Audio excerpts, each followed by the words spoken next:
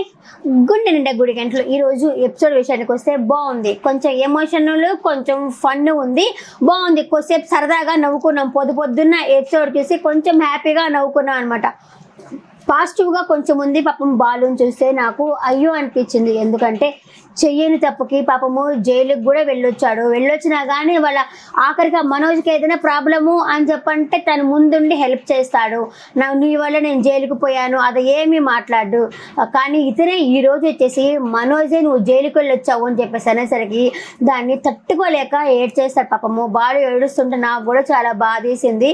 ఇంకా ఈరోజు ఎపిసోడ్ విషయానికి వస్తే రోహిణి అంటుంది, నువ్వు ఇదిగో ఇంట్లో వచ్చిన వాళ్ళని తరం కొట్టడము తప్పే, కానీ అంతలా మన నోట్లో కుక్కడం కూడా తప్పే కదా, అది మంచి పద్ధతి కాదు అని చెప్పేసి రోహిణి అంటుంటుంది. అనేసరికి ఇంకొచ్చేసి మనోజు అంటాడనమాట, నువ్వు ఇవన్నీ కొత్తలే, నువ్వు చంపుతావులే మనుషుల్ని, అయినా నువ్వు జైలుకి వెళ్ళడం నీకేం కొత్త కాదు కదా, జైలుకి వెళ్ళేసి వచ్చినావులే అని చెప్పేసి బాలుని అంటాడు. ఇంకా బాలుకు తెక్క రేగుతుంది. అంతా కిచెన్ దగ్గర అంతా పోయేసి వెతికేసి కత్తి ఉంటుంది, కత్తి తీసుకు పొడిచి పడేస్తానంటే చచ్చినోడా అన్నట్టు కత్తి తీసుకొని వస్తాడనమాట. పొడిచేస్తుంటే బాగుండి అనిపించింది నాకైతే.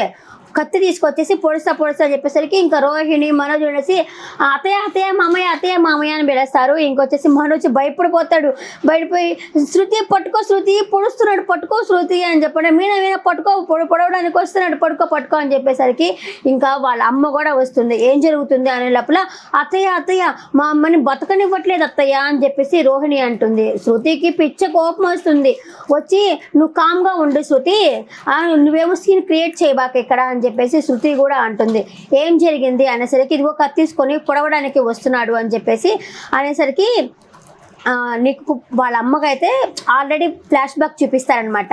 అంటే వాళ్ళ అమ్మ వచ్చేసి చిన్నప్పుడు ఫస్ట్లో వచ్చే స్టార్టింగ్లో వాళ్ళ అన్నని తోసేస్తాడు కదా, తోసేసినప్పుడు ఎవరు తోశారు అని చెప్పానంటే బాలు అని చెప్పని అంటాడు కదా మనోజు. ఆ విషయం అంతా గుర్తొస్తుంది, అది మనకు చూపిస్తారు. ఇంకా వాళ్ళ నాన్న దగ్గర బాలు ప్రామిస్ తీసుకుంటారు. అరే నువ్వెందుకురా అతనికి ఈత రాదు అని చెప్పిన మీ అన్నయ్యని ఎందుకు తోసావంటే నేను తోయలేదు, తోసిందే మనోజ్ అన్నయ్య, అమ్మకి నేనంటే ఇష్టం లేదు, మనోజ్ అన్నయ్య అంటే ఇష్టము, ఒక అన్నయ్యేమో చచ్చిపోయాడు, ఇప్పుడు కూడా మనోజ్ అన్నయ్య అని తెలిస్తే అతన్ని కూడా దూరం పెడుతుంది, ఉన్న ముగ్గురు దూరం అయిపోతాము, అందుకే అలా చేశాను అని చెప్పేసి అమ్మకు కూడా చెప్పొద్దు అని చెప్పేసి ప్రామిస్ తీసుకొని జైలుకి కూడా పోయి ఇచ్చేస్తారు కదా.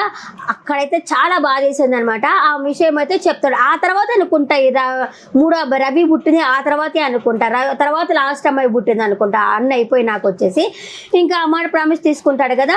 అప్పుడు వాళ్ళ నాన్న వచ్చేసి ఏం చేశారా, ఏమైందిరా అని చెప్పి అడిగేసరికి నాన్న ఇది అన్నాడు నాన్న, నాకు జైలుకి వెళ్ళడం అలవాటేగా అన్నాడు నాన్న అని చెప్పేసి బాలు చాలా ఫీల్ అయ్యి వాళ్ళ నాన్న దగ్గర ఎక్కి ఏడుస్తాడు బాలు.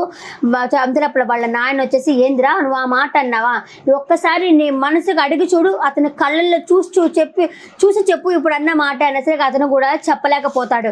ఇంకా వాళ్ళ అమ్మ కూడా చెప్తుంది, ఇదిగో చూడు 25 సంవత్సరాల నుంచి నేను అతనికి శిక్ష వేశాను, ఇప్పుడు అతను శిక్ష అనుభవిస్తూనే ఉన్నాడు బాలు విషయంలో. ఎందుకో బాలు వెనకేసుకొచ్చింది ఈరోజు ఆవిడ, అనుభవిస్తూనే ఉన్నాడు. నువ్వు వచ్చేసి మళ్ళీ కూడా అతని జోలికి పోబాక, నీకు అతనితో తలపడే అంత దమ్ముంటే తలపడు అని చెప్పేసి మనోజ్కి చెప్తుంది. తలపడు, లేకపోతే కామ్గా ఉండు, అంతేగాని నువ్వేమో అతని జోలికి పోబాక, నువ్వు చంపి పడేస్తాడు అని చెప్పేసి అంటుంది. ఎందుకంటే ఆల్రెడీ ఒక కొడుకు చచ్చిపోయినాడు కదా, అది బాలు వల్లే అని చెప్పేసి అనుకునింది కదా, దానివల్ల అయితే మాట్లాడుతుంది అని చెప్పేసి వెళ్ళిపోతుంది. వెళ్ళిపోయిన తర్వాత ఇంకా వాళ్ళ నాన్న వచ్చేసి బాలుతో అంటాడు, నువ్వు చూసిన కత్తి మాత్రమే అందరికీ కనిపిస్తున్నది కానీ నీ లోపల ఉన్న బాధ ఎవరికి తెలియడం లేదు అని చెప్పేసి అంటాడు. మనోజ్ కూడా భలే కిల్లాడివాడు, అసలు చిన్నప్పుడు ఎంత కిల్లాడిగుంటు ఇప్పుడు ఎంత కిల్లాడిగుంటాడా. రోహిణి కూడా అంతే, ఆయనకి తగ్గ ఆమె కూడా. ఇద్దరు కొట్టరు కాబట్టే ఇద్దరు కలిసినారు, మా అమ్మ అదే అంటుంది, ఇద్దరు కొట్టరు కాబట్టే ఇద్దరు కలిసారు అనేసి. ఇంకా తర్వాత వచ్చేసి ఇంకా వీళ్ళు వచ్చి గేమ్ ఆడదామని చెప్పేసి మీనా వాళ్ళు అనుకుంటా ఉంటారనమాట. చూసుకుంటా ఉండేసరికి అక్కడికి రోహిణి వస్తుంది. ఏంటి నా గురించి ఏం మాట్లాడుకుంటున్నారా, మనోజ్ గురించి ఏం మాట్లాడుకుంటున్నారా అనేసి అడుగుతుంది రోహిణి. ఇంకా శృతి మీనా వచ్చేసి లేదు ఒక మొబైల్లో ఒక గేమ్ అయితే చూపిస్తుంది, అదేమీ లేదు మనం ఆడుకుంటాం కదా, అందరూ వెనక దిరుకుంటారు, ఫస్ట్ వాళ్ళు ఏం చేస్తారో లాస్ట్కి వచ్చేసరికి అది మారిపోతుంది కదా, చేంజ్ మారిపోతుంది కదా. అంటే ఒక ఇంట్లో ఒక ముచ్చట జరిగితే 5 ఇళ్ళు దాటేసరికి దానికి అర్థమే మారిపోతుంది కదా, ఆ గేమ్ అనమాట. అందరికీ తెలిసే ఉంటుంది, సరదాగా అందరం కూడా ఆడుకొని ఉంటాం. ఒక 4-5 ఉన్నప్పుడు మేము ఆడుకున్నాము, అదే అందరూ ఆడుకొని ఉంటాము. అంటే ఏదైనా సరే, మంచి అయినా చెడైనా సరే, ఒక్కరి దగ్గర ఉన్నప్పుడు మాత్రము కరెక్ట్గా ఉంటుంది, 6వ వ్యక్తికి పోయేసరికి దాని రూపురేఖలే మారిపోతాయి అనమాట. అదే గేమ్. ఆ గేమ్ ఆడదామని చెప్పేసరికి ఇంకా వీళ్ళని ఒప్పించాలి కదా, మనోజ్ని వాళ్ళని ఒప్పించాలి కదా. ఇంకొచ్చేసి రోహిణి మనోజ్ దగ్గరికి వస్తుంది ఒప్పించడానికి. నేను రాను వాడు ఉన్నప్పుడు అని చెప్పేసి మనోజ్ అంటాడు. చూడు మనోజ్, ఒకటి చెప్తున్నా, తినేవాళ్ళని లేపడము నీదే తప్పు, ఓకే? మనం చదువుకున్నాం కదా, అంత మాత్రం సంస్కారం ఉండాలి కదా, నువ్వు లేపే వాళ్ళని, అది నీదే తప్పు. అలా కూడా నీకు కళ్ళు బాగలేనప్పుడు బాలు మీనా నీకు కష్టపడి హాస్పిటల్కి వెళ్ళి డబ్బులు కట్టారు, నువ్వేమో 30,000 పోయాయని చెప్పేసి వాళ్ళైతే బ్లేమ్ చేసావు, అది కూడా తప్పు. మొన్న నువ్వు విల్లాలో మోసం చేసినప్పుడు అత్తయ్య అతను తిడితే కూడా బాలు తీసుకెళ్ళి అతనికి అన్నం పెట్టాడు, అలాంటిది వచ్చేసి నువ్వు అతన్ని, అదే బాలు వాళ్ళ ఫ్రెండ్ వస్తే తిట్టి పంపించేసావు, అది తప్పు. నాకు చాలా కోపం వచ్చింది, కానీ నేను వైఫ్ను కాబట్టి వెనకేసుకొచ్చాను అని చెప్పేసి రోహిణి కూడా చెప్తుంది. సరే పద గేమ్ ఆడడానికి రా అంటుంది. ఇంకా బాలు దగ్గరకు వచ్చేసి మీనా చెప్తుంది రండి అంటే, నేను రాను అని అంటాడు. పాపం అన్నం తిన కూడా తినలేకపోతాడు. అన్నం తినడానికి రా అని చెప్పినా కూడా నాకు వద్దు అంటాడు. మనోజ్ అక్కడికి వచ్చి నేను వారితో కూర్చొని తిన్నా అంటే బాలు కోపం వచ్చి అతనే తినమని చెప్పేసి వెళ్ళిపో అని చెప్పని అంటాడు. ఇంకా వాళ్ళమ్మ కూడా వస్తుంది. వాళ్ళమ్మ అతను ఏమనలా బాలు, నాకు అదే ఆశ్చర్యం ఉంది. ఎప్పుడు మనోజ్ అంటేనే ఇష్టం కదా, ఏమనలేదు. ఇదిగో జరిగింది ఏదో జరిగిపోయింది, కానీ ఇదే ఫస్ట్ అండ్ లాస్ట్ ఉండాలా అని చెప్పేసి వాళ్ళ అమ్మ కూడా చెప్తుంది అనమాట.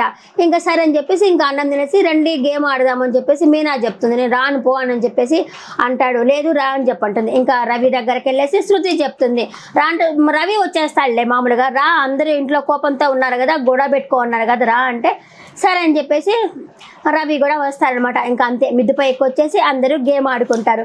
ఫస్ట్ శృతి ఒక స్టెప్ చేసి చూపిస్తుంది, అది లాస్ట్కి మనోజ్ దగ్గరకు వచ్చేసరికి ఆ స్టెప్పే మారిపోతుంది అనమాట. ఇంకా అందరూ సరదాగా నవ్వుకుంటూ ఉంటారు. ఇంకా కింద వీళ్ళ అమ్మ నాన్న పడుకో ఉంటారు. రవి వాళ్ళ బాలు వాళ్ళ అమ్మ నాన్న పడుకో ఉంటారు కింద. పడుకుంటేసరికి వాళ్ళకి ఏంది పైనంతా నవ్వులు వినిపిస్తున్నాయి అని చెప్పేసి పైకి వచ్చేసరికి వీళ్ళు సరదాగా నవ్వుకుంటూ ఉంటారు. ఇంకా వాళ్ళ నాన్న ఉండి అంటారు, అబ్బా ఇలాగే మీరు నవ్వుకుంటూ ఉండాలా, మనస్ఫూర్తిగా నవ్వుకోవాలి. ఏం చేశారంటే ఈ గేమ్ ఆడామంటే ఇంకా వాళ్ళ నాన్న అదే చెప్తాడు, మంచి అయినా చెడైనా ఇంతే, ఒకరి దగ్గర ఇంకొకటి ఉన్నప్పుడు 5-6 ఇళ్ళ దగ్గరికి పోయేసరికి వాటి రూపురేఖలే మారిపోతాయి అని చెప్పేసి సరది ఇలా సరదాగా నవ్వుకోండి అని చెప్పేసి మనకి ఇంకా అమ్మాయి ఉంది కదా, అమ్మాయి పేరు మర్చిపోయాను, అమ్మాయి పేరేందమ్మా? కాదు పెళ్ళి సుందరి పెళ్లి పనులకి మనం పోవాలా, రెడీ అవ్వండి అని చెప్పేసి అందరు రెడీ అవుతారు. ఇంకా వీళ్ళు వచ్చి మాట్లాడుకుంటూ ఉంటారనమాట, ఏ డ్రెస్ వేసుకుందాము ఏంది అనేసి వీళ్ళైతే మాట్లాడుకుంటూ ఉంటారు వీళ్ళు. సరే ఇంకా వాళ్ళ నాన్న వాళ్ళు వచ్చేసి వాళ్ళు ఎప్పటికైనా పడుకొని మనం పడుకుందాం పద అనేసి ఆ పెద్దవాళ్ళు వెళ్ళేసి పడుకోవడానికి వెళ్ళిపోతారు. ఇంకా కిందకైతే వచ్చేస్తారు. కిందకి వచ్చినప్పుడు బాలుతో మీనా చెప్తుంది, మీరు వెళ్ళి పడుకోండి, నాకు కొంచెం వంట ఇంట్లో పని ఉంది అనేసరికి లేదు మన ఇద్దరం వెళ్ళి పడుకుందాము, ఎందుకంటే ఉదయం నుంచి ఎంత కష్టం ఉన్నా సరే నైట్ అయ్యేసరికి వైఫ్ అండ్ హస్బెండ్ మాట్లాడుకుంటే బాగుంటుంది కదా, మళ్ళీ ఉదయాన్నే ఫ్రెష్గా స్టార్ట్ చేయొచ్చు అని చెప్పేసి సరదాగా మాట్లాడుకుందాం అని చెప్పేసి రాను అంటే ఎత్తుకొని వెళ్ళిపోతాడు అనమాట. ఇంకా ఇతను ఉన్నాడు కదా మనోజ్, నాకు గిఫ్ట్ ఇస్తాను, గిఫ్ట్ ఎక్కడ సర్ప్రైజ్ ఎక్కడ అని చెప్పేసి రోహిణిని అడుగుతాడనమాట. ఉండు తెచ్చాను అని చెప్పేసి ఒక తాయెత్తు అయితే ఇస్తుంది. ఏంటి తాయెత్తు అంటే, ఈజీగా తీసేస్తున్నావు, హిమాలయం నుంచి తెప్పించాను నేను తాయెత్తు, ఎంతకల్లా అడిగో, హిమాలయం నుంచి తెప్పించాను, 108 గుళ్ళలో పూజ చేసి తెప్పించాను అని చెప్పేసి తాయెత్తు నువ్వే కట్టు అని చెప్పేసి తాయెత్తు కట్టించుకుంటాడు. ఆయనైతే ఏమనుకున్నాడు తెలుసా, మంచి వాచ్ అనుకుంటాడు, ఆయన రిస్ట్ వాచ్ అనుకుంటాడు, ప్లస్ డబ్బులు అనుకుంటాడు, డబ్బులు పక్క అల్లాడు సస్తుంటావు, పక్క అప్పులు చేసుకున్నా, ఇంకా వాచీలు అవన్నీ కావాలంట. చిన్నపిల్లడి మనస్తత్వం ఈ మనోజ్ది.